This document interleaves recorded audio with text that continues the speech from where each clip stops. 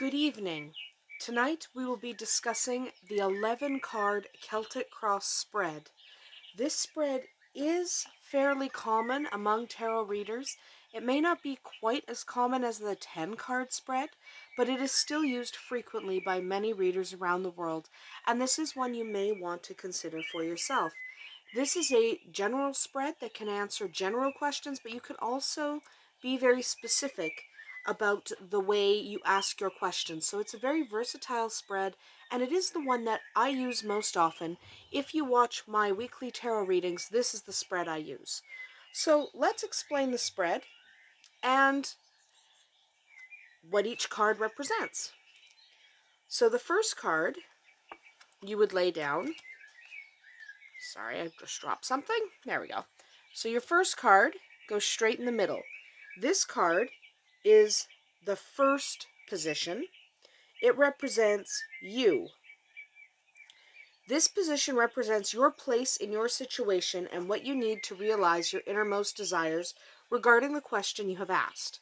So this is you at the present moment right now, and it does include a little bit of what you may have to do or what you may need to realize what you ultimately want. Your second card, and here's where it really differs from the 10-card spread. The 11-card spread, you place another card that's almost over top of the first card. This is the card that surrounds you.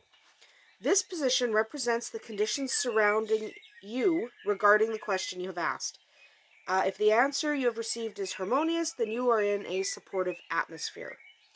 So this card is basically the cloud, the fog, rather, that you have to see through, or the fog that you have to combat to really realize what's going on. So this is a fairly positive card, so that's fine. So then your entire situation is a little more uplifting. In fact, so far this reading's pretty good. But if you have a card like the Tower on top, then that means you're clouded in crisis. That fog that surrounds you is crisis, and that's not great. So the third card goes like so.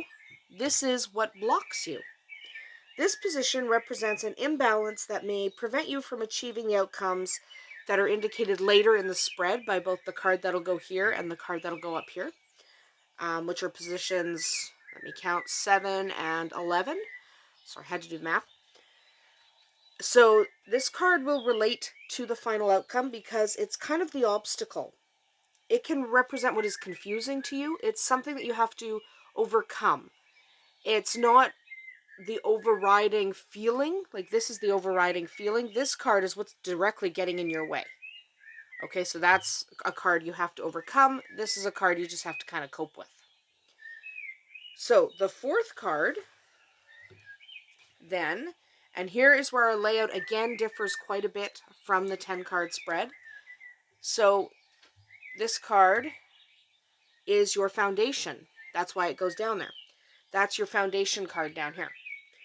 This card means it represents a fundamental issue which can give you the strength and security necessary to accomplish your goal, or it can be disrupting your foundation.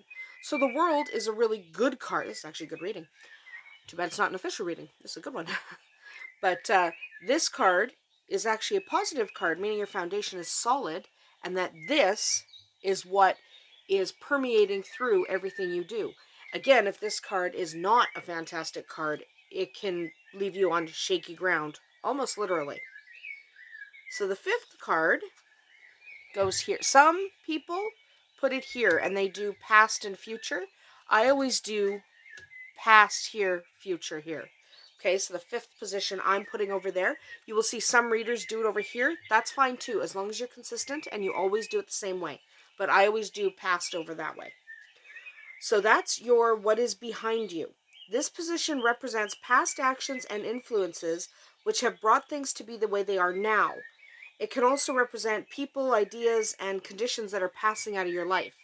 So this did have an influence on making things the way they are, but its influence is waning. It is less important than the other cards in the spread because it has less influence. But it is still good to understand how you got to where you are. So the sixth card, this is your crowning card, the card that crowns you. This position, and by the way, that's not a horrible card. That's death, yes, but death doesn't mean death. Death means typically new beginnings. So it's not a bad card. We're still okay. We're still good in this reading. This is the most difficult card so far, but it's in the past, so it's fine. So the crowning position represents the spiritual goal that you must work towards in order to attain what you desire. It contains a visualization exercise that you can help you do. This is a helper card. What do I need to do to get what I want? So this is a new beginnings card. That's actually a really good card to have in that position, because what it means is that, I mean, we haven't completed the spread, so it's hard to tell exactly what it means, but in general, that card can mean that what you want is to visualize a new start, a new beginning, and that will help you move forward. So the seventh card represents what is before you. So what is immediately before you. Okay, the final card tells you a little bit more long term, but this one is right now. This position represents the conditions you can expect to encounter in the very near term. You know, it could be depending on the length of your reading. Sometimes you specify that you want to know what's going on in the next 6 months. This might be 6 weeks. This could be 6 hours. It depends. Depends on how you read your cards and the intent with which you're reading your cards. But this is always about half the time frame of the final card.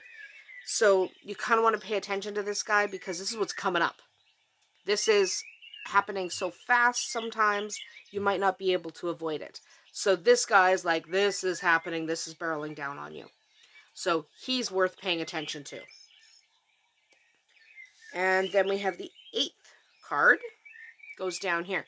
Now in this case, it's the Page of Pentacles. Not that that matters, because we're not doing an actual reading. I'm just explaining the positions. So it goes down here. Often I have this off camera just because of the way my camera's angled. But yes, so it goes down here. Page of Pentacles. So this eighth card here represents how you present yourself. Okay? So your persona, for example. This position represents how you should conduct yourself in order to best achieve your goal. Others may misinterpret your actions, of course, but this is kind of a little bit of a hint. Act the way this card is asking you to act, and you'll have a better chance of getting to where that final card is. So, the next card is how others see you. This is the ninth card. This position represents how people important to your situation see you in relation to the question you are asking. It's often very different from the how you present yourself card, because often how we present ourselves is not how other people see us. So this card is saying present yourself this way and people will see you this way. Okay, because people do not usually see exactly as we would want them to see. So the 10th card, this card is pretty much the same as it is in the 10 card spread, because this is the hopes and fears position. So this is our 10th card in this spread. This is a card that represents a deep-seated fear that you have, and you may not even be aware of it. It also represents your hopes and fears you have about the way your life may change if you attain your goal. So often the thing we are afraid of is also the thing we hope for. And we've all been there. We all have had something we really want to happen, but it also scares us. That's really common in the human experience, which is why there's a specific card for it in more than one spread. So the final card, this is the final outcome in both spreads, both the 10 card and the 11 card. That's where you're ending up. This position represents the conditions you can expect to encounter in the long term. So not tomorrow, but in the end. The exact time frame, again, depends on the kind of reading you're doing and the kind of focus you had. So generally, this would be a 6-month term if you're not focusing on a specific time frame. But when you shuffle and deal your cards, you can decide, you can focus on a shorter time frame if you like. So this might be 6 weeks, it could be 6 days. It entirely depends on you. So the Celtic Cross Spread, specifically the 11 card Celtic Cross Spread, is a common spread. It's a useful spread. It is my personal favorite spread, but it is not the be-all and end-all.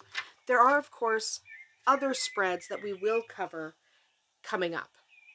So thank you for watching. Tune in our next video when we start discussing the Magic Cross Spread and how it's used in general in the tarot. It is not common, but it is a useful spread. So tune in then. Blessed be.